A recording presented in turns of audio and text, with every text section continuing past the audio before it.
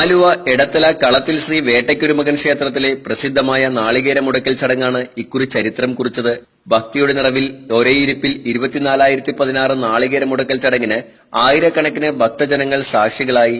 വേട്ടയ്ക്കൊരുമകൻ കോമരം കാറകൂറമഠം രാമചന്ദ്രൻ നായരാണ് ഭക്തിനിർഭരമായ ചടങ്ങ് നിർവഹിച്ചത്.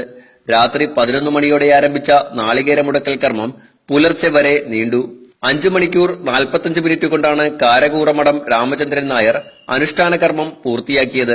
പ്രത്യേകം തയ്യാറാക്കിയ പന്തലിൽ കരിങ്കൽ പാളിയിൽ ഇരുകൈകളും ഉപയോഗിച്ച് മാറി മാറിയാണ് നാളികേരം എറിഞ്ഞുടച്ചത്. വാദ്യഘോഷങ്ങളുടെയും ആർപ്പുവിളികളുടെയും അകമ്പടിയോടെ നടന്ന അത്യപൂർവ സംഭവം രേഖപ്പെടുത്തുന്നതിനായി ലിംക ബുക്ക് ഓഫ് റെക്കോർഡ്സിന്റെ പ്രതിനിധികളും എത്തിയിരുന്നു.